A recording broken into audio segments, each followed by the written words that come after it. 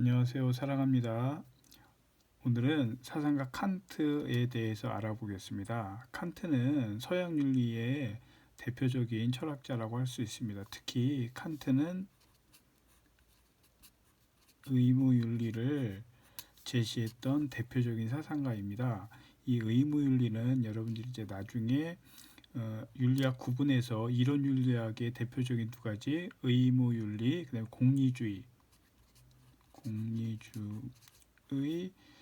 윤리, 이 두 가지는 서로 정반대의 개념을 갖고 있는데 의무윤리의 대표적인 사람이 바로 오늘 배우게 될 칸트입니다. 나중에 배우게 될 공리주의 대표적인 벤담, 밀, 이런 사람들이 있습니다. 자, 그림으로 간단하게 요약해냈는데요. 칸트는 생활과 윤리 책 여러 파트에서 나오고 있습니다. 24쪽에 처음 거론될 때, 즉 의무론을 설명하면서 칸트를 설명하고 있고요. 그 다음에 이제 여기 보면 뭐 동물을 해서 동물은 간접적 의미 대상이 된다. 이건 우리가 이 자연을 어떻게 바라보냐, 환경윤리 배울 때 칸트의 생각이 나옵니다. 그 다음에 요 살인, 칸트는 사형을 찬성한 사람입니다. 응보주의, 즉 이건 사형제도를 배울 때 칸트의 윤리를 또 배우게 됩니다. 그는 성상품화 자살을 반대했다. 그리고 칸트 사상의 핵심인 이제 선의지, 이게 무엇인가, 이제 이걸 알면 여러분들 칸트의 사상을 조금은 이해할 수 있습니다. 처음 듣는 학생들도 있고 한 번쯤 들어본 학생들도 있겠지만 실제 대학교 철학과에서도 칸트는 뭐 최소 한 학기 1년 이렇게 배우는 굉장히 방대한 사상을 갖고 있는 철학자라고 할 수 있습니다. 그럼 오늘은 그 핵심 개념 위주로 배우도록 하겠습니다. 먼저 선의지. 이 선은 착하다라는 거죠. 인간에게는 이 착함을 추구하는 의지가 있다라는 얘기입니다. 우리가 사는 이 세상 안에는 물론 세상 밖에서조차도 아무런 제약 없이 오직 선하다고 할 수 있는 유일한 것이다. 오직 옳다는 이유만으로 어떤 행위를 하려는 의지, 즉 칸트는 도덕이라고 하는 건 이 선의지로부터 나와야 한다라고 했습니다. 그래서 칸트가 죽은 후에 자기 묘비명에 남긴 유명한 말이 있는데요. 세상에 의미 있는 건 딱 두 가지가 있다. 하나는 저 밤하늘에 빛나는 반짝이는 별과 아무리 생각해도 요 선의지, 이 두 가지가 가장 의미 있다라고 할 정도로 칸트는 선의지를 강조했습니다. 선을 추구하려는 의지, 즉 모든 인간은 이 선을 추구하려는 의지가 있다라고 칸트는 합니다. 그래서 옳은 행위가 되기 위해서는 이 선의지가 있어야 되는데 이 선의지가 바로 이제 행위의 동기가 된다라고 할 수 있습니다. 동기. 말이 어려운 건 그냥 넘어가요. 순수 실천 이성의 명령을 무조건 따르는 선의제. 그러니까 쉽게 말해서 우리가 이성의 명령, 우리 머릿속에서 이 선의지를 따라라라고 명령을 한다는 거예요. 순수 실천 이성의 명령을 의무로 인식하여 행한 행위가 도덕이다. 즉 이건 무조건적인 명령이다. 이게 핵심이에요. 무조건. 그럼 이거의 반대말은 뭘까요? 예, 조건적 명령입니다. 쉽게 얘기해서 조건적 명령은 이런 거죠. 엄마 나 이번 시험에서 100점 맞으면 핸드폰 사줘. 이거는 if or, 그러니까 뭐뭘 하면 뭐뭘 해줘. 이건 조건적인 명령이죠. 도덕 명령은 그래서는 안 된다. 무조건적인 명령. 즉 우리 이 이성이 명령을 하는 거예요. 뭐라고? 이 선의지에 따라 행해하라. 그게 도덕이어야 된다. 그래서 의무론에서는 이 동기, 의무의식에서 발로된 이 동기를 가장 중요하다고 봅니다. 따라서 우리는 이 이성이 명령하는 행위, 이러한 명령은 내가 하고 싶을 땐 하고 하기 싫을 땐 안 하고 이러면 안 된다는 겁니다. 그래서 칸트가 생각하기에 도덕 명령은 정언 명령으로서의 도덕 명령이다. 다시 한번 얘기하는데 아까 설명했던 그 말입니다. 이 정언 명령의 반대말은 가언 명령입니다. 엄마 나 이번 시험 100점 맞으면 핸드폰 사줘. 그런 것들은 다 어떤 조건이 붙는다라고 하는 건 예, 가업 명령이에요. 근데 칸트는 도덕 명령이라고 하는 건 가업 명령에 대해서는 안 되고 무조건 우리가 지켜야 될 의무로 여겨야 될 명령이어야 된다. 그래서 여기 가업 명령과 정업 명령 설명이 나오죠. 그래서 도덕은 정언 명령이어야 한다. 그래서 이렇게 정언 명령에 의한 도덕은 어떤 법칙을 갖고 있어야 되냐. 첫째, 보편주의.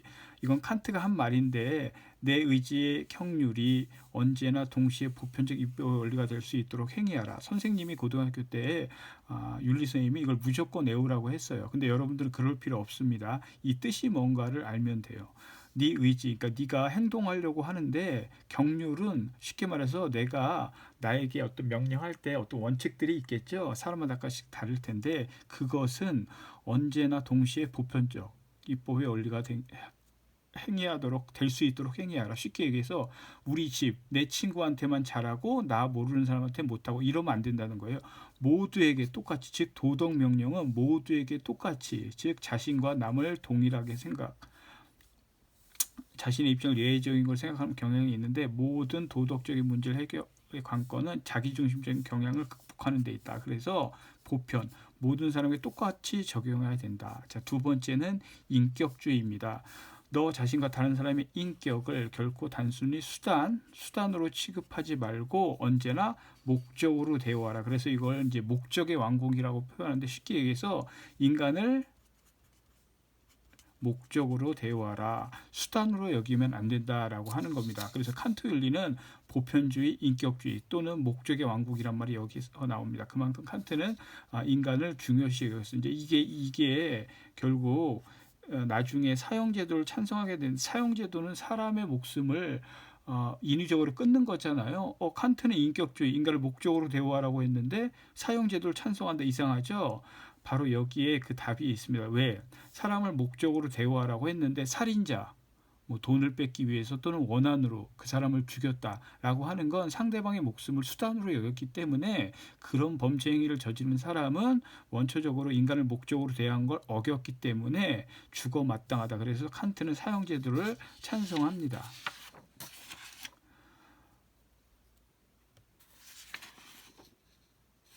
그래서 칸트는 인간이 존엄한 이유는 인간은 순수 실천 이성을 소유하고 있고 아까 얘기했죠. 무조건적인 도덕 명령을 이성에서 발휘할 수 있다. 이러한 이성의 명령에 따라 선을 행하려는 선의지를 지닌 존재이기 때문에 결국 이게 동물에게는 나중에 또 배우게 되는 동물에게는 없다. 그래서 이제 인간이 인간들끼리 직접적 의무가 있지만 동물은 이런 게 없기 때문에 간접적 의무를 지닌다는 말이 나오는데 이건 차후에 또 배우게 될 거예요. 그래서 칸트는 동물은 이성을 소유하고 있지 않으며 여기 나오죠. 이성을 소유하고 있지만 동물에 관한 한 인간은 아무런 직접적 의무가 없다. 나중에 또 배우게 됩니다. 자, 동정심과 도덕 법칙. 동정심에 따른 행위는 실천 이상의 명령 때문에 아니다라고 얘기합니다. 그러니까 동정심에 따른 도덕은 아니라고 하는 겁니다. 왜? 도덕 명령은 선의지에 따르는 무조건적인 명령. 동정심은 결국 상대방을 불쌍히 여기는 마음이죠. 그런 건 안 된다. 그래서 도덕적인 행위가 될 수 없다. 동정심은. 그렇다고 해서 동정심에 따른 행위를 나쁘다고 볼 수는 없지만 오히려 의미 있는 행위다. 동정심에 의한 행위는 그 자체로서는 도덕적 행위가 아니지만 인간의 도덕성을 높일 수 있기 때문에 기여하는 면에서 의미가 있다. 하지만 100% 완벽한 건 아니다. 이게 이제 칸트가 지은 이 형이상학이라는 책에 나와 있는 얘기입니다. 이성이 없는 동물을 학대하는 일은 인간이 자신에 대한 의무와 내면에서 배치된다. 달라진다 그런 뜻이에요. 왜냐하면 동물의 고통에 대한 공감이 인간 안에서 둔화되고 그로써 타인과의 관계에 요구된 도덕성을 자연적 소질이 약하듯이 점차 소멸될 거예요. 무슨 얘기냐? 그렇다고 칸트는 동물을 무시해라 이렇게 얘기하지 않습니다. 동물 보호하라고 얘기해요. 왜? 동물에게 직접적 의미가 없지만 동물을 사랑하지 않고 학대한다. 그러다 보면 동물을 넘어서 인간도 학대하고 인간의 존엄성을 파괴할 수 있기 때문에 동물을 사랑하라고 얘기합니다. 직접적 의무는 없지만 다시 한번 강조합니다. 자, 살인 금지. 아까 얘기했죠. 인간의 존엄성. 인간은 모두 이성을 지니고 있으므로 동등한 존엄성을 지닌 존재다. 어느 누구도 타인을 살해할 수는 안다. 그런데 의무를 위반한 자는 응보주의. 이에는 이, 눈에는 눈. 그러니까 똑같이 죄를 치른다. 이게 응보주의예요. 사형을 받아야 한다라고 얘기를 했습니다. 역시 칸트가 이 책에서 얘기한 거예요. 그 다음에 윤리책에 나오는 영구 평화론. 이건 이제 지구의 평화를 지키기 위해서 국가는 하나의 도덕적 인격이기 때문에 도덕적 인격이기 때문에 다른 국가에 대해서는 자연적 자유의 상태에 있으며 따라서 연속적인 전쟁 상태에 있는 것으로 간주할 수 있다.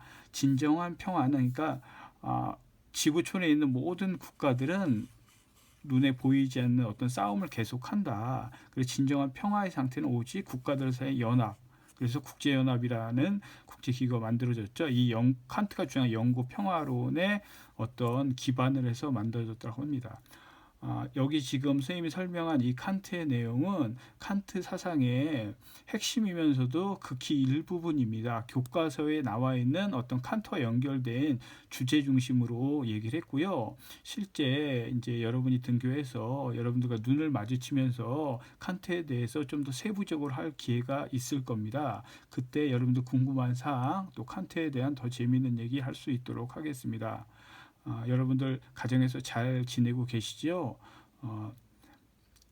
학교에서 다시 만날 때까지 건강한 모습으로 우리 열심히 생활합시다. 그럼 오늘 이만 안녕.